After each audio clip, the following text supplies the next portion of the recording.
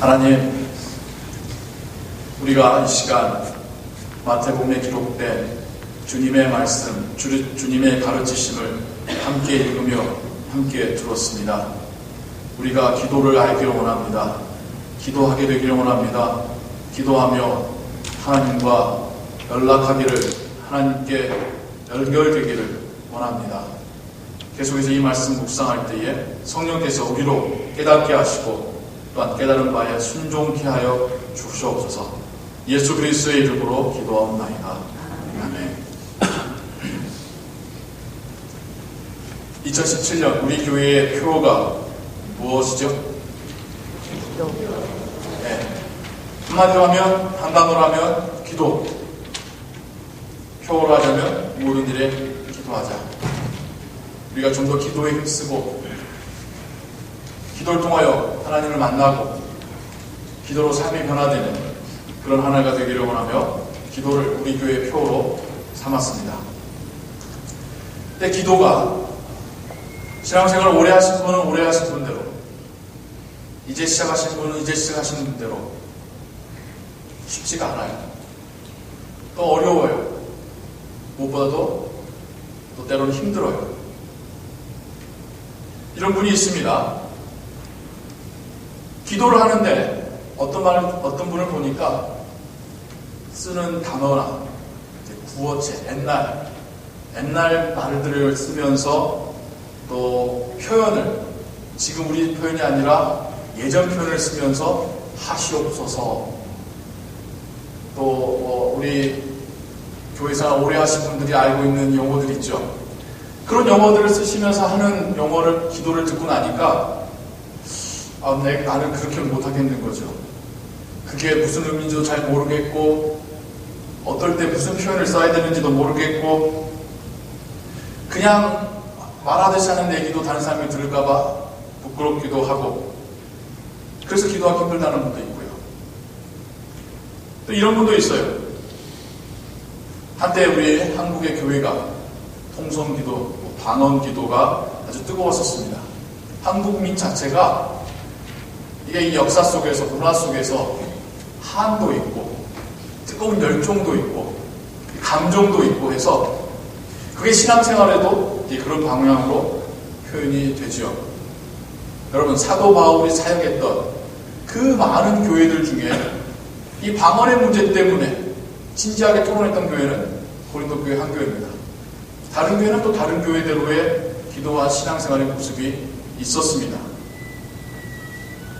그러나 한때 그렇게 목이 쇠어가면서까지 하나님 아버지 이런 목소리가 될 때까지 기도해야지 신령한 사람이다, 기도 많이 한 사람이다 라고 하는 이러한 생각들이 있었던 그때 통성기도나 방언기도를 하는 분들을 보면서 나는 저렇게 못하겠는데, 난 아무래도 방언이 안 터지는데 라고 하면서, 그러다 보면 또 기도 자체에 대하여서 부담스럽게 여기는 그런 분들도 있습니다.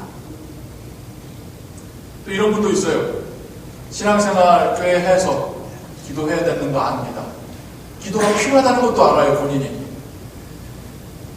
그런데 잊어버려요. 워낙 바쁘다 보니까. 아침에 일어나서 눈꼴도 새 없이 허겁지겁 아침 식사하고 일터에 가서 하루 종일 스트레스 받으며 일하며 집에 돌아오면 지쳐가지고 뭐 애들 때문에 우는애 달래랴, 애 숙제 도와주랴, 라이드하랴, 정신없다 보니까 하루가 그냥 가는 거죠. 하루만 가니까 일주일이 그냥 가는 거예요. 그래서 주일날 교회 오면 내가 좀 더 기도했었어야 되는데, 근데 그때가 되면 기도해야 된다는 것을 잊어버리는 거죠. 이러한 신앙인도 있습니다. 기도하려고 하니까 어디 장소도 이렇게 따로 가야 될 것 같고, 기도하려면 마치 여러분 새해에는 꼭 헬스클럽 가겠다고 결심했다가 헬스클럽 갔더니 어떤 청년이 그렇게 페이스북에 썼더라고요. 2017년 레졸루션을 짐에 가는 걸로 결정해서 헬스클럽에 갔더니 주차장에 자리가 하나도 없더라. 그래서 운동 못하고 돌아왔다라고 하는, 그 딱 안짝 며칠이잖아요. 기도하겠다고 생각하니까 뭔가 어딘가 자리로 가야 될 것 같고 시간 내야 될 것 같고 그러다 보니까 못하게 되는, 기도를 해야 되는 건 알지만 기도의 시간과 그 내용과 방법이나 이런 것들이 불편하고 부담스러워서 기도 자체를 이제 안 하게 되는, 부족하게 되는. 여러분, 우리 한번 정직하게 한번 생각해 볼까요? 절대 여러분들 비난하거나 여러분들 마음 아프게 하려는 건 아닙니다만 우리 일주일에 얼마나 기도하나요? 물론 횟수나 시간 그게 중요한 게 절대 아니지만 여러분 기도 우리 충분히 하고 있습니까? 아니잖아요. 어떻게 하는 기도가 하나님께서 기쁘게 들으시고 하나님과 교통하는 그런 기도일 것인가? 제가 말씀 안에서, 성경 안에서 기도에 대한 그런 이야기들, 메시지들을 같이 계속 보려 합니다. 하지만 그 첫 번째는 누구에게서 우리가 돈을 받아야겠습니까? 우리가 누구의 기도를 통하여서 하나님께서 나와 함께 하고자 하는 기도는 이런 기도구나 알 수 있겠습니까? 주님이죠. 그 누구보다도 주님이죠. 예수님께서 어떻게 기도하셨었는지, 예수님께서 제자들에게 어떻게 기도를 가르쳐 주셨었는지, 주님의 기도를, 예수님의 기도를 살펴보고 묵상하면서 우리가 이제까지 갖고 있었던 기도에 대한 불편한 오해들이든 부담감이든 그런 것들이 한꺼번씩 벗겨지길 원합니다. 기도라는 게 꼭 무슨 구술하는 것처럼 뭔가를 준비해야 되고 형식을 갖춰야 되는 게 아니라 주님처럼 기도하면 되는구나 알게 되고 기도에 대한 자유함이 이 시간 우리에게 임하기를 주님의 이름으로 축원합니다. 주님께서 가르쳐 주신 기도, 대표적인 기도가 주 기도문이죠. 주님께서 가르쳐 주신 기도라 해서 주 기도문이라고 합니다. 주 기도문 여러분 아시죠? 여러분 외우시죠? 절반 정도 갖다 계시고, 요즘 신학인들은 주 기도문 사정들 잘 안 외워요. 예전만 해도, 저 어릴 때만 해도 10번씩 30번씩 써가면서 외우기 전에는 세례를 받지 못했었는데 요즘은 파워포인트로 다 보여주니까 이거 외울 필요를 못 느끼는 같은데요. 예수님께서 가르쳐주신 주 기도문에 대하여서 여러분 이미 알고 계시고 또 들으신 부분이 있겠지만 크게 두 부분을 나누자면 그 첫 부분에서 시작하면서 하나님에 대한 기도를 먼저 하게끔 주님이 가르쳐 주시잖아요. 하나님을 아버지라고 부른 다음에 하나님의 이름이 거룩하여지고 하나님의 나라가 이 땅 가운데 임하고 하나님의 뜻이 하늘나라에서도 이루어졌듯이 이 땅에서도 이루어지기를 원합니다. 전적으로 하나님을 바라보면서 하나님의 이름과 그분의 나라와 그의 뜻을 위하여서 기도하는 그 기도를 시작하라고 주님이 가르쳐 주시죠. 그 다음이 이제 자신과 우리를 위한 기도로 하나님 주님께서 가르쳐 주십니다. 그 첫 번째가 필요한 양식이에요. 제가 전에도 말씀드렸다시피 오늘날 우리와 경제적 상황이 당시하고는 천지차이입니다. 물론 정확한 통계도 아니고 또 제가 온전히 피부로 다 느낀 것도 아니지만 그래도 오늘날 아니면 우리가 살고 있는 이 지역에서 먹고 사는 것에 문제를 느끼는 사람은 얼마나 부유하냐, 얼마나 럭셔리하냐, 얼마나 내가 원하는 사느냐 그거 말고요. 먹고 사는 것 자체에 문제를 느끼는 사람은 10사람에 한 사람 정도? 대부분은 우선 먹는 거에 좀 큰 문제가 없잖아요. 근데 그 당시에는요, 10명의 9이 먹는 것 자체가 부족했습니다. 오늘 내가 먹고 갈 수 있을지, 먹고 이 하루를 보낼 수 있을지가 보장되지 않은 시대였습니다. 그래서 예수님께서 사역하실 때에 그러니까 잘 못 먹으니까 병도 잘 나는 거예요. 그렇게 난 병자들, 못 먹은 사람들, 예수님이 이적을 베푸실 때에 그들에 대한 긍휼의 마음을 가지고 치유하시고 그들을 먹이셨던 겁니다. 오늘날 성령이 우리를 통해서 인도하실 때, 역사하실 때에 정말 주를 알지 못하거나 불쌍히 여기신 그 사람을 향하여 역사하실 때에 그 사람에게 정말 필요한 것이 무엇인가 그걸 통해서 역사하시겠죠. 그때도 이랬으니까 지금도 이렇게 하셔야지가 아니라 그때 그들에게 필요한 걸 주셨듯이 오늘날 우리에게 또 필요한 걸 주시면서 성령은 역사하십니다. 필요한 양식을 구하게끔 하셨고요. 그 다음으로 용서를 통한 관계의 회복을 기도하게끔 가르치셨습니다. 첫 번째는 하나님과의 관계의 회복이요, 내 옆사람과의 관계의 회복입니다. 그 회복은 용서를 통해서 일어난다 라고 말씀하고 계십니다. 영어로 주기도문을 알고 계신 분들은 여기서의 이 죄가 sin이 아니라 debt, 빚으로, 빚, 채무로 표현됐다는 것을 아실 거예요. 그 당시의 사람들은요, 90% 이상의 사람들이 빚을 지고 살고 있었습니다. 대지주에게, 귀족에게, 왕에게, 정복한 나라에게 빚을 지고 살고 있었습니다. 그들의 가장 가슴 아픈 것, 가장 큰 짐은 빚이었어요. 그래서 예수님께서는 복음서에서 말씀하실 때에 채무관계에 대한 이야기, 돈에 대한 이야기, 채무관계를 용서해주는 이야기, 그래서 그렇게 말씀하셨던 거죠. 그게 가장 피부로 많이 와닿는 자유함이라는 게 그런 거구나. 이제까지 나를 억누르고 있었던 이 빚이 드디어 없어지는 거구나. 오늘날도 미국에 사시는 분들 빚 많이 지고 살고 계시죠? 차 사느라고, 집 사느라고, 애들 교육시키시느라고. 그런 점에서 우리의 또 채무라는 것, 채무에서 자유롭게 된다라는 거가 참 그 당시와 비슷한 것이 있는 것 같습니다. 그리고 나서 죄로부터, 유혹으로부터 나를 보호하소서. 주님께서 제자들에게 이러한 기도를 가르쳐 주셨죠. 그런데 이 기도를 가르쳐 주시는 그 상황 가운데 마태가 그 앞과 뒤에서 주님의 가르침을 또 이렇게 덧붙여서 이야기하고 있어요. 바리새인처럼 위선적인 기도하지 마라. 사람들 들으라고 회당 가서 사람들 많이 모인 그곳에서 현란한 현학적인 언어로 과도한 제스처를 가지고 사람들 보라고 기도하지 마라. 그들이 이미 상을 받았느니라. 하나님께로부터가 아니라 사람들의 칭찬과 와 대단한데 라고 하는 상을 이미 받았느니라. 이방인처럼 중언부언하지 마라. 했던 말도 하고. 냉정하게 우리 기도를 한번 살펴보자고요. 저도 이 말씀 읽는데 찔리더라고요.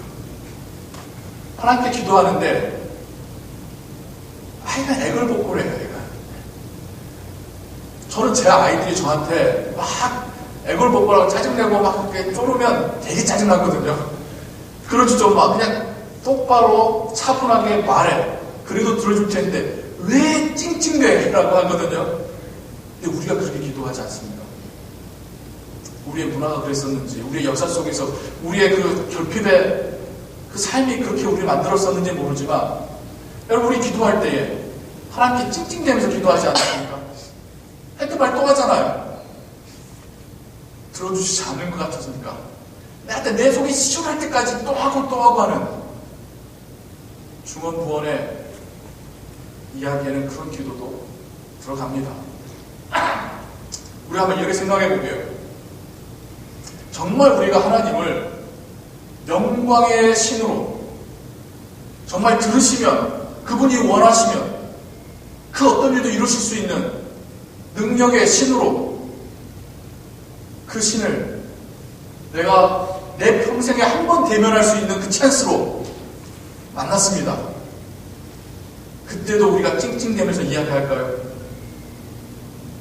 그때는 호흡을 가다듬고 차분하게 오해하지 않으시도록 진짜 내가 하고 싶었던 말을 조리 있게, 하나님 아버지 이러 한 걸 들어주세요. 우리 그렇게 기도하지 않을까요? 우리가 쥐어짜면서 애걸복걸하면서 했던 말 또 하면서 기도하는 거는 하나님을 하나님답게 여기지 않는 약한 믿음도 영향이 있더라는 겁니다. 우리 자녀들 부모한테 왜 짜증을 찡찡대요? 안 들어줄 것 같으니까 주라고, 좀 해주라고 하면서 찡찡대잖아요. 좋은 거, 당당한 거, 당연히 해줄 거를 알면서 말할 때 뭐래요?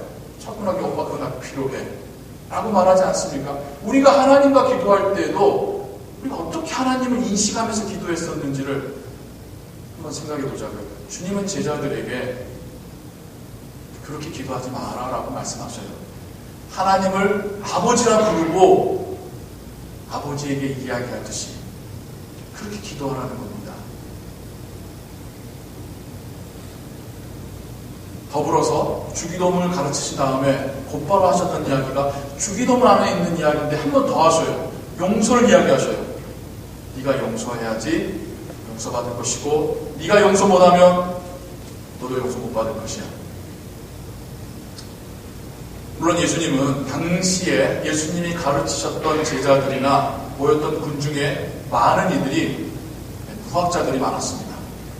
그러다 보니까 그들이 쉽게 이해할 수 있는 비유를 가지고 혹은 극단적인 상황을 가지고 종종 가르치시곤 하셨죠. 지금도 마찬가지입니다. 하나님의 용서하심이 없다라고 하는 무자비한 하나님을 이야기하시려는 게 아니라 단지 기도만 하는 게 아니라 용서함으로 기도를 실천해야 되는 주님이 가르쳐주고 계시는 것이죠. 기도는 막연한 공상을 이야기하는 게 아닙니다. 딴 나라 이야기하는 거나 이야기하는 게 아니라 진짜 내가 하고 싶은 이야기, 정직한 이야기, 하나님이 들으신다는 믿음 가지고 이야기하는 겁니다. 말만 하는 게 아니라 그 기도 가운데 그 기도를 실천하겠다라고 하는, 순종하겠다라고 하는 약속을 하는 겁니다.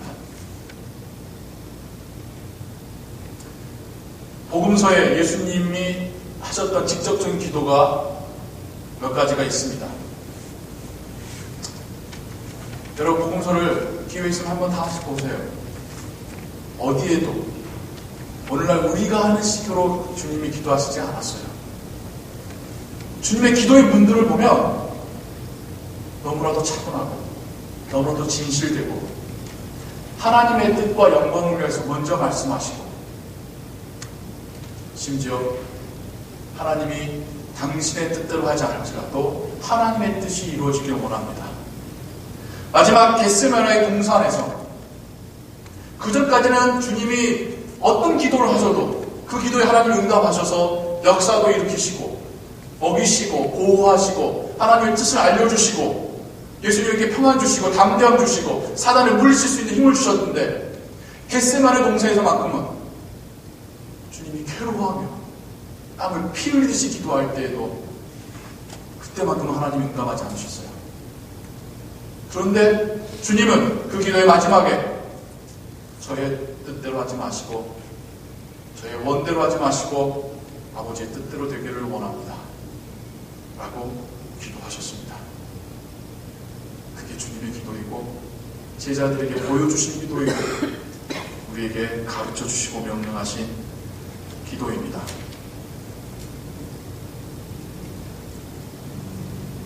기도를 물론 열정이 있어서 물론 너무나도 간절한 마음이 있어서 격하게 표현하며 할 수도 있죠. 그게 왜 나빠요? 그렇지 않다고 하더라도 그건 기도입니다. 물론 기도를 성경에 나와 있는 단어들과 어휘들을 써가면서 하나님께 말할 수도 있죠. 하나님께서 말씀 가운데 이렇게 말씀하셨잖아요 라고 하면서 그게 아니라 그냥 내가 알고 있는 용어와 표현을 가지고 말한다고 해서 왜 그게 기도가 아닐 수 있겠습니까? 주기도를 보세요. 너무나도 단순하고 분명하고 쉬운 단어들만 가지고 예수님이 기도하시잖아요. 이름, 나라, 뜻, 양식, 죄, 용서 이것만으로도 충분한 기도가 된다고 말씀하시잖아요. 그리고 기도는 나만을 위한 기도여서가 아니라 하나님을 향한 기도여야 된다는 것이죠. 하나님이 기뻐하시는 진실된 기도는 그런 기도입니다. 삶 속에서 진실한 언어를 가지고 하는 말이고 또한 그것을 실천하고 순종하는 때에 그 기도가 하나님 들으시는 기도입니다. 아무리 오래 기도하시고 아무리 크게 기도하시고 아무리 화려한 말로 기도하신다 할지라도 그 기도 속에 하나님께 드렸던 말, 하나님께서 깨닫게 하셨던 그 메시지를 순종하지 않는다면 공허한 기도입니다. 하나님 답답하실 거예요. 계속 찡찡대며 말하길래 야, 네가 좀 이렇게 해봐. 네가 먼저 봉사해야지. 네가 먼저 용서해야지. 네가 먼저 사랑해야지. 라고 분명히 메시지 주시는데 기도 끝나고 아멘하고 일어나서는 다시 똑같이 돌아가는 거예요. 하나님께 깨닫게 해주신 것은 전혀 귓등으로 흘려버리는, 내가 원하는 게 이루어질 때까지 난 하나님 괴롭힐 거야. 예전에 한국교회 그렇게 많이 기도 가르쳤잖아요. 나무 뿌리 뽑게 만들고 하나님께 들어주실 때까지 금식해야 되고. 물론 하나님께서 너무 간절한 마음을 주셔서 내 삶에 복잡하고 나의 생각을 뺏어가는 거 다 처단하고 하나님께 집중하도록 그런 마음 주실 수 있어요. 정말 특수한 경우죠. 항상 어떻게 그렇게 합니까? 우리 삶 가운데서 우리가 운전하면서 어떻게 그렇게 기도합니까? 직장에서 일하면서 우리가 어떻게 그렇게 기도합니까? 애 밥 주면서 우리가 어떻게 기도합니까? 근데 그런 식이 아니더라도 짧지만 진실된 그 말을 가지고 하나님께 입술로든 마음으로든 기도할 수 있지 않습니까? 꼭 어떤 장소에 모여야지만 기도가 되는 것입니까? 그 도서관 가야지만 공부할 수 있고 집에서는 공부 안 된다는 학생하고 똑같은 거죠.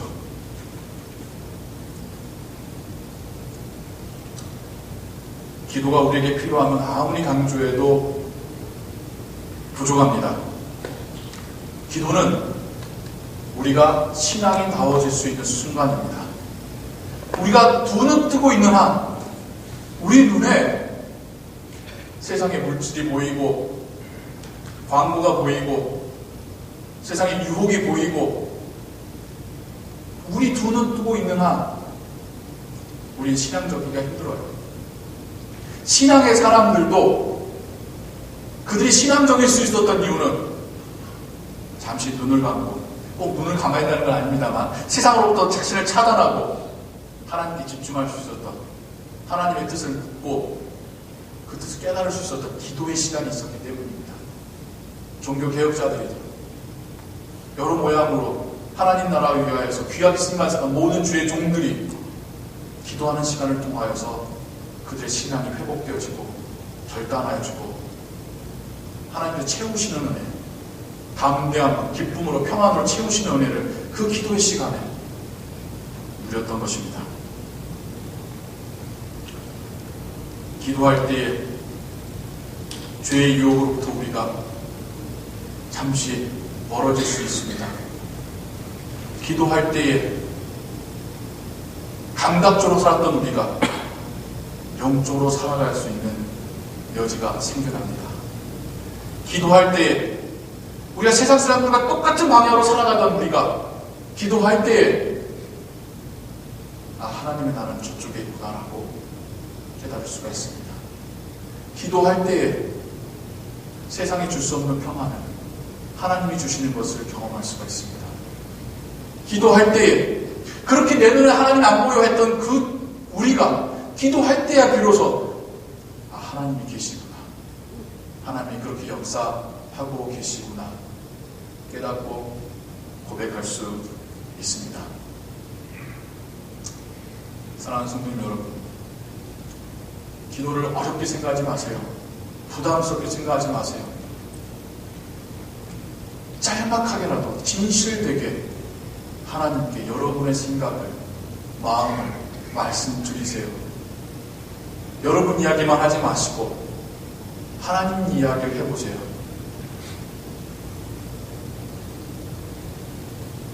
그 순간에 내가 하나님의 사람임을 여러분 다시 한번 회복하시고 경험하실 수 있습니다. 기도해야지 제자답게 살 수 있습니다. 기도해야지 크리스찬처럼 살 수 있습니다.